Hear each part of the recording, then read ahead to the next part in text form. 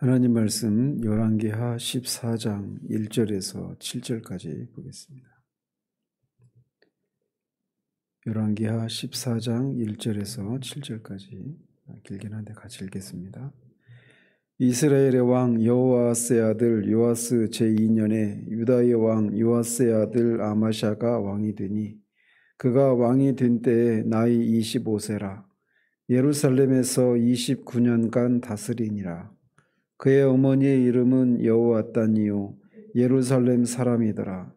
아마샤가 여호와 보시기에 정직히 행하였으나 그의 조상 다윗과는 같지 아니하였으며 그의 아버지 요아스가 행한 대로 다 행하였어도 오직 산당들을 제거하지 아니하였으므로 백성이 여전히 산당에서 제사를 드리며 분향하였더라. 나라가 그의 손에 굳게 섬에 그의 부왕을 죽인 신복들을 죽였으나 왕을 죽인 자의 자녀들은 죽이지 아니하였으니 이는 모세의 율법책에 기록된 대로 함이라. 곧 여호와께서 명령하여 이르시기를 자녀로 말미암아 아버지를 죽이지 말 것이요 아버지로 말미암아 자녀를 죽이지 말 것이라. 오직 사람마다 자기의 죄로 말미암아 죽을 것이니라 하셨더라. 아마샤가 소금 골짜기에서 에돔 사람 10,000명을 죽이고 또 전쟁을 하여 셀라를 취하고 이름을 욕대엘이라 하였더니 오늘까지 그러하니라. 아멘. 오늘부터 14장을 살필 텐데 앞에 열왕기하 1장에서 13장까지는 엘리사의 사역을 중심으로 분열왕국 중반기를 다루고 있었습니다. 이제 14장부터 17장까지는 엘리사의 죽음 이후 북왕국 이스라엘이 아수르에 멸망하기까지의 분열왕국 후반기 역사를 다루고 있습니다. 그 중에 이제 14장은 남왕국 유다의 제9대 왕 아마샤의 통치, 그리고 이 아마샤가 북이스라엘의 요아스와 전쟁을 벌이는 그 얘기들, 그 다음에 이 북이스라엘의 요아스의 뒤를 이어서 북이스라엘의 13대 왕이 된 여로보암 2세의 통치를 소개하고 있는 장이 14장입니다. 그 중에서 이제 오늘 본문은 남유다 제9대 왕 아마샤의 선정과 그가 자신의 아버지 요아스를 죽인 신하들을 죽인 것, 그리고 에돔을 정벌한 이 기사들이 기록되어 있습니다. 1절에 보면 남유다의 제9대 왕이 되는 아마샤는 요아스의 아들로 그가 남유다의 왕으로 등극한 해가 북이스라엘의 여호아스의 아들 요아스 왕 제2년 이렇게 소개를 하고 있습니다.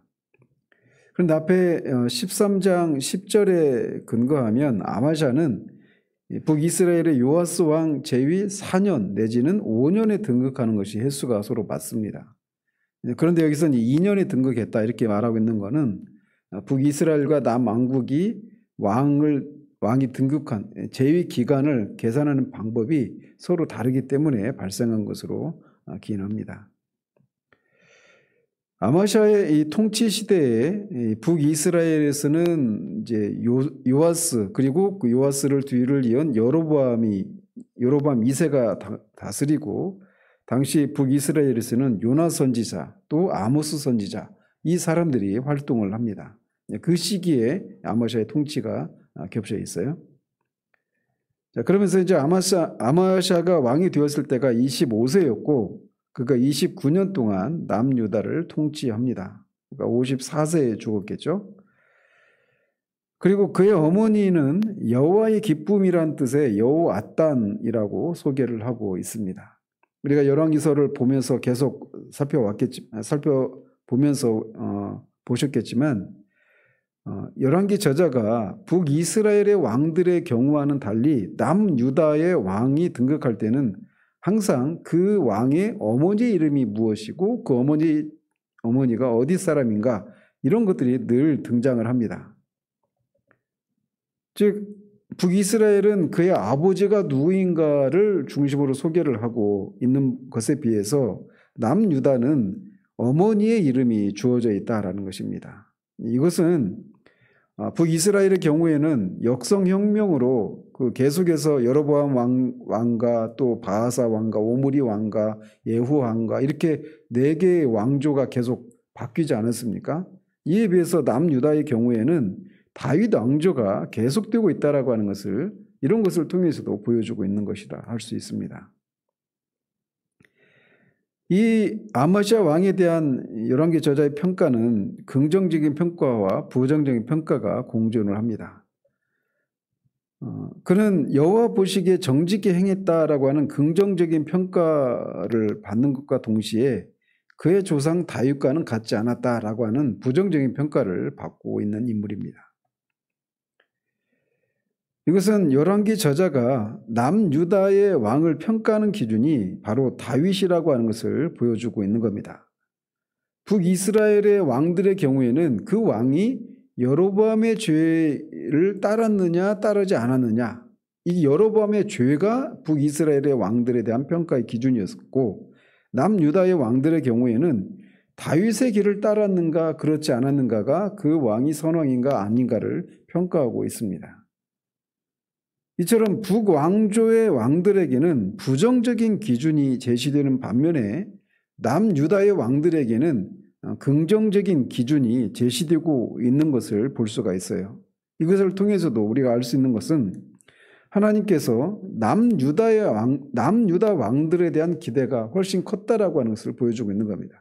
북이스라엘은 잘못한 것을 기준으로 그들을 평가하고, 남유다는 잘한 사람의 사례를 통해서 그들을 평가하는 것을 통해서 남유다 왕들에 대한 하나님의 기대가 훨씬 컸다라고 하는 것을 보여주고 있습니다. 근데 한편 여기서 이제 그 조상 다윗과 같지 아니했다라고 한 이런 표현을 병행 구절인 역대하 25장에서는 온전한 마음으로 행하지 아니하였다 이렇게 말을 하고 있습니다. 그러니까 온전한 마음이니까 훌하거든요, 영어로는. 그래서 완전한 마음, 그러니까 하나된 마음, 이 마음으로 하나님을 따르지 않았다 이렇게 말을 하고 있는 겁니다. 이것은 아마시아가 나름대로는 정직한 삶을 살았지만 하나님의 마음에 합한 자로 소개되는 다윗 왕과 비교할 때는 그에 미치지 못했다라고 하는 것을 보여주고 있는 겁니다. 그렇다면 다윗 왕을 기준으로 해서 볼 때 아마시아가 부족한 것은 구체적으로 무엇이었을까요? 다윗의 행적에 대해서도 우리가 이미 살펴왔던 것처럼 다윗은 군사적인 지략이나 지혜가 뛰어난 사람이었고 하나님 앞에 겸손한 사람이었습니다. 또 하나님의 마음에 합한 사람이라고 하는 유일한 평가를 받았던 왕이었습니다. 그래서 그는 범사에 거의 대부분 이 하나님의 뜻을 묻고 그 뜻에 순종해서 모든 일들을 행했던 사람이었고, 밧세바를 범한 그 범죄 사건의 경우에도 선지자를 통해서 자신의 죄를 지적했을 때 그것에 대해서 겸손히 받고 마음을 찢고 침상에 눈물로 띄웠다라고 말할 정도로 그렇게 자신의 죄를 정직하게 인정하고 회개했던 그런 인물이었습니다. 더더군다나 그의 뛰어난 점은 이런 죄로 인해서 하나님의 징계를 받게 되는 그런 상황 속에서도 여전히 하나님을 바라보고 신뢰했던 정말 하나님을 향한 믿음의 사람이었다 이렇게 평가를 내릴 수 있는 인물이 다윗입니다. 그런데 그런 다윗과 달리 아마시아는 처음에는 비교적 정직히 행했지만 후에는 이제 잘못된 길을 갑니다. 나중에 보겠지만 이 역대하 25장에 이제 아마시아의 행적이 기록되어 있는데 이 아마시아가 이 에돔을 7절에 보면 에돔을 정벌한 기사가 나오지 않습니까? 근데 에돔을 정벌하고 돌아올 때 에돔 사람들이 섬겼던 신들을 가지고 옵니다. 그리고 그것을 섬기고 경배합니다. 그러니까 말도 되지 않는 일을 한 거죠. 자신 그 여호와의 도우심을 힘입어서 그 에돔을 정벌했는데 그들의 신이 에돔 사람들을 지켜주지 못했는데 그 신들을 가지고 와서 그걸 섬겼단 말이에요. 더더군다나 그것에 대해서 책망했던 어떤 선지자의 그 책망을 무시합니다. 언제 내가 너를 나의 모사로 삼았느냐라고 말하면서 그 책망을 무시하고 그 결과 이제 8절 이하에서 벌어지게 되는 남북 왕과의 그런 전쟁에서 패배를 하게 됩니다. 따라서 이런 사례를 통해서 볼 때 아마시아와 다윗과 비교되는 것은 각자의 왕의 어떤 개인적인 능력이나 지혜가 아니라 하나님께 순종하는 마음과 전적으로 의뢰하는 마음이 있느냐 없느냐, 이 차이가 이런 다윗의 길을 따랐느냐 따르지 않았느냐, 이런 차이를 만들어냈다, 이렇게 볼 수가 있습니다. 아마시아는 그의 부친 요아스가 행한 대로 다 행했다, 이렇게 평가를 내리는데, 이것은 그의 부친 요아스가 자신을 왕위에 올려준 여호야다 대제사장이 살아있는 동안에는 여호와의 성전을 보수하는 등의 선정을 베풀지 않았었습니까? 그래서 그랬던 것처럼 그의 아들 아마시아 역시 아버지와 마찬가지로 초기에는 이런 신정 정치의 통치 이념을 가지고 출발했던 훌륭한 왕이었다라고 하는 것을 말해주고 있는 겁니다. 그렇지만 이런 칭찬과 상반되게 방금 말씀드린 것처럼 통치 후반기에는 결국 우상숭배 죄에 빠지고 맙니다. 그리고 아버지도 그렇고 이 아들도 그렇고 요아스도 나중에는 아사라를 이렇게 섬겼던 것처럼 이 아마샤도 결국은 이 에돔의 신들을 섬기는 우상숭배를 하게 되고, 또 요아스와 이 아마샤 두 부자가 또 똑같이 그 죄악들을 지적했을 때 요아스는 여호야다, 자신을 왕위에 올려주었던 그 제사장의 아들 스마야를 죽이죠. 돌로 쳐서 죽입니다. 그리고 요아스도 그 자신의 그 죄를 책망하는 선지자, 그 무명의 선지자를 책망하고 그의 말을 듣지 않는 동일한 죄를 짓고 맙니다. 이처럼 요아스나 아마시아 이 두 왕은 처음에는 하나님 중심의 신정 통치로 자신의 사역을 잘 출발을 했지만, 시간이 지나면서 점점 하나님의 통치 기준에서 멀어지고 자기 소견에 오른 대로 그 유다를 다스렸다라고 하는 점에서 비슷한 점을 가지고 있습니다. 그래서 이 열왕기 저자는 아마시아에 대해서 이제 부정적인 평가를 내리는데, 산당들을 제거하지 않아서 백성이 여전히 산당에서 제사를 드리고 분향했다라고 하는 부정적인 평가를 내립니다. 지난번에도 말씀드렸지만 이 남유다나 북이스라엘의 왕들의 경우에 산당을 제거했느냐 아니냐, 이게 또 그 왕을 평가하는 또 다른 기준이 되고 있습니다. 그래서 여기서 말하는 산당은 가나안 사람들이 섬기는 산당을 제거했느냐 아니냐, 이게 아니라 여호와 그 신명기에서 말하고 있는 것처럼 가나안 땅에 들어갔을 때는 성전을 중심으로, 그렇게 중앙 성소 중심으로 여호와를 섬기도록 그렇게 명령을 내렸는데, 이들이 편의상 이 성전이 아니라, 초기에는 성전이 없었으니까 성막 중심이었죠. 성막과 성전을 중심으로 여호와 하나님만을 섬기도록 했는데, 이들이 이제 편의상 산당에서 여호와를 섬기는 그런 방법을 취하다가 결국은 나중에는 이 산당에서 이 여호와도 섬기고 다른 신들도 섬기는 그런 죄악을 범합니다. 그래서 이런 혼합 종교적인 이런 죄를 제거하기 위해서 그 산당을 제거하라고 명령을 내리셨지만, 산당이 제거된 때는 이스라엘의 이 19대 왕인가요? 그때 19대까지는 아니군요. 그 뒤에 이제 아마샤, 지금 현재 아마샤 왕이죠. 그 다음에 우시야, 그 다음에 요담, 그 다음에 히스기야인데, 그 히스기야 왕 때 가서야 산당이 완전히 제거가 됩니다. 이스라엘에서. 그러니까 그 가나안 땅에 들어간 것을 여호수아 때부터 히스기야 때까지 비교를 해보면 거의 700년이 지난 후에야 산당이 제거가 돼요. 그러니까 얼마나 이 산당이라고 하는 것이 이 남유다에서 얼마나 뿌리 깊은 그런 어떤 우상숭배의 온상이 되었는가라고 하는 것을 여기서 볼 수가 있죠. 그러면서 요시야, 그 히스기야 또 후대에 요시야 왕 때야 중앙 성소인 예루살렘 성전을 중심한 제의가 완전히 정착을 하게 됩니다. 근데 이때는 요시야 때는 거의 후반기죠, 완전히 남유다의 경우에도. 그러므로 이런 아직 중앙성소를 중심한 제의가 완전하게 이루어지기 전에 유다의 일반적인 현상을 아마샤 역시 그대로 용인하고 따라갔던 겁니다. 아마샤는 그의 아버지 요아스가 신하들에 의해서 암살을 당한 후에 왕이 된 인물이었습니다. 그래서 아마샤는 집권 초기에 부친을 암살한 세력에 의해서 그렇게 많은 간섭을 받았을 것이 불보듯 뻔한 얘기겠죠.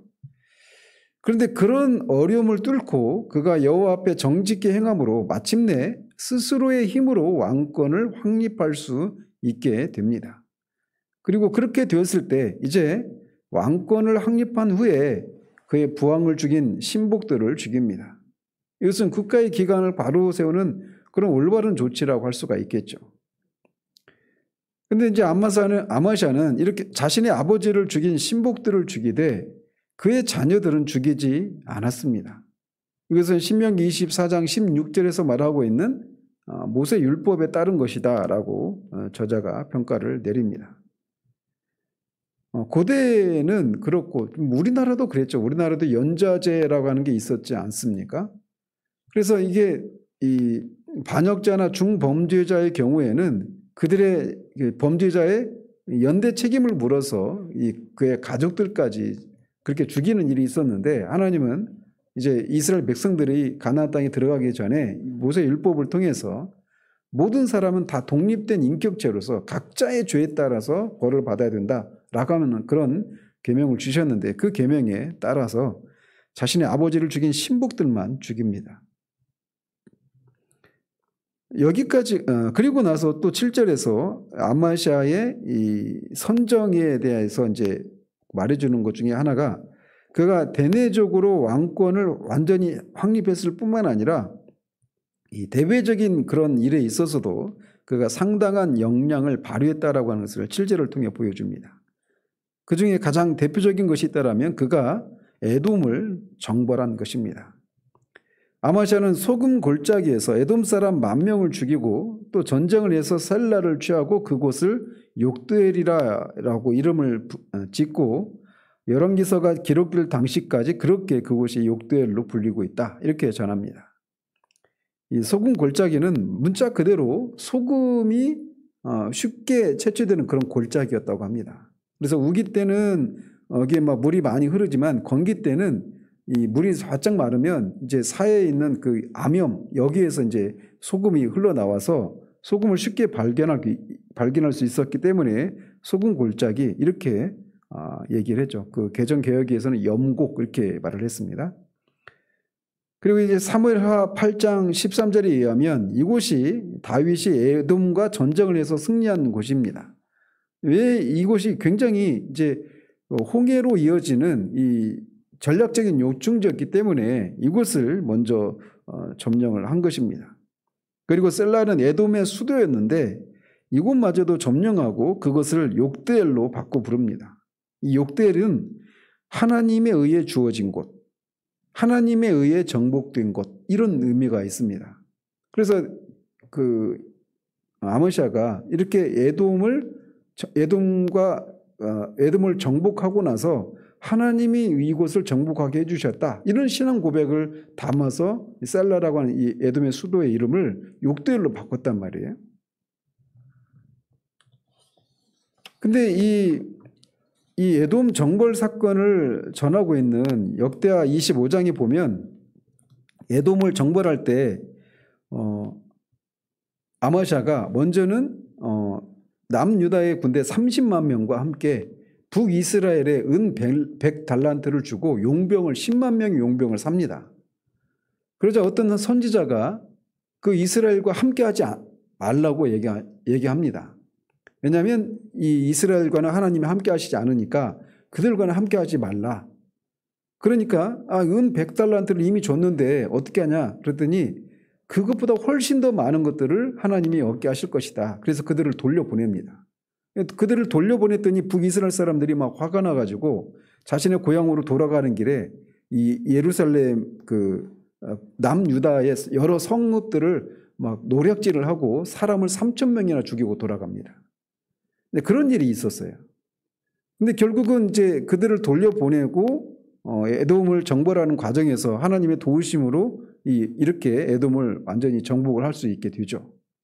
그리고 나서 이것이 빌미가 되어서 이제 8절 이하에서 다음에 살펴보게 될 북이스라엘과 전쟁을 벌이게 되는 겁니다. 그리고 전쟁의 표면적인 이유는 그거였고, 그런 와중에 이제 아까도 말씀드린 것처럼 아마샤가 에돔을 정벌하고 하나님의 도우심으로 에돔을 정벌하지 않았습니까? 그리고 그곳 이름을 욕두엘, 하나님이 정복하게 하신 곳이라고 하는 이름으로 바꿔서 이 전쟁의 승리가 여호와로 말미암았다라고 하는 것을 분명히 고백했음에도 불구하고 에돔 사람들을 지켜주지 못했던 신들을 가지고 와서 그 신을 섬긴단 말이에요. 그게 얼마나 어리석은 일입니까? 그래서 그 우상 숭배를 심판하시기 위해서 이 북이스라엘과 전쟁을 벌이고 거기에서 대패를 합니다. 그리고 포로가 돼요. 이 아마샤가 사로잡혀가지고 포로가 되고 결국은 뭐 어떻게 돌아왔는지는 모르겠지만 남유다로 돌아와서 또 15년 동안 또 통치를 해갑니다. 어쨌든 오늘 본문에서는 이런 아마샤임에도 불구하고 그가 어쨌든 이 에돔을 정벌하는 이 과정까지는 그의 부친이 초기에 그렇게 선정을 베풀었던 것처럼 여호와 중심의 그런 신앙을 가지고 선정을 베풀었던 것처럼 그렇게 여호와 앞에 정직히 행했기 때문에 그것에 대해서 하나님이 이런 왕권을 강화시켜 주시고 또 국력이 신장되어서 에돔까지 정벌하게 되는 이런 일들을 이런 은혜를 베풀어 주셨단 말이죠. 이것을 통해서 우리가 볼 수 있는 것은 어쨌든 하나님은 당신 자신을 경외하는 자들을 반드시 그것에 대해서 은혜를 베푸시고 보상을 해주시는 그런 분이라고 하는 사실을 우리가 여기서 보여줍니다. 아직은 부정적인 얘기들이 이제 다음에 나오겠지만 어쨌든 그 아마샤를 하나님이 이렇게 정직히 그 하나님을 의지하고 바라봤던 이 아마샤에게 그렇게 은혜를 베푸셨던 것처럼 하나님은 지금도 동일하신 하나님이십니다. 그래서 우리가 기억해야 될 것은 정말 우리에게 정말 중요한 것은 여호와를 경외하는 것. 여호와를 경외하는 것이 지혜의 근본이라고 잠언 기자를 통해서 우리에게 말씀해 주신 것처럼 여호와를 경외하는 것만큼 경외하는 것이야말로 우리가 한 번밖에 없는 이 세상을 살아가면서 우리의 삶을 살아가면서 우리가 정말 만족스러운 삶을 살 수 있는 근본이 바로 거기 있음을 우리가 이 아침에 다시금 기억할 수 있기를 바랍니다. 여호와를 경외하되 우리가 다음에 살피겠지만 온전한 마음으로 정말 여호와만을 경외하는 모든 것 속에서 모든 범사에 여호와만을 경외하는 내 삶이 내가 원하는 대로 풀리지 않는 그런 상황 가운데서도 그리고 정말 하나님이 나를 버리신 것 같은 그런 영혼의 어둠 시기를 통과하는 그런 시기에서도 정말 여호와는 선하시고 그를 바라보는 자들을 반드시 도우시는 하나님이시다라고 하는 이 단순하지만 정말 이 만구불변의 이 진리를 우리가 붙들고 여호와를 어떤 상황 가운데서도 여호와만을 경외하는 그런 우리들이 되어지기를 바랍니다. 그런 자들을 하나님이 결코 외면하지 않으십니다. 기도하겠습니다. 하나님 아버지, 남유다의 9대 왕인 아마샤의 행적 중에 그가 하나님을 의지하고 정직히 행했을 때 일어났었던 그런 긍정적인 내용들에 대해서 우리가 살펴봤습니다. 그가 비록 후기에는 하나님을 온전히 따르지 못하는 어리석음을 범해서 그로 인해 하나님 심판을 받긴 하지만 그의 전반부의 이 통치 사역을 통해서 볼 수 있는 것처럼 아마샤가 여호와 앞에 정직히 행했을 때 그것에 대해서 하나님이 이런 상을 베풀어 주셨던 것을 우리가 보게 됩니다. 지금도 하나님은 여호와를 전심으로 의지하고 신뢰하고 경외하는 자들을 결코 외면하지 않으시는 하나님이심을 우리가 기억하고 우리가 어떤 상황 가운데 있든지 여호와만을 경외하며 그렇게 의지하고 바라보는 그런 우리들 될 수 있도록 도우시기를 원합니다. 예수 그리스도 이름으로 기도합니다. 아멘.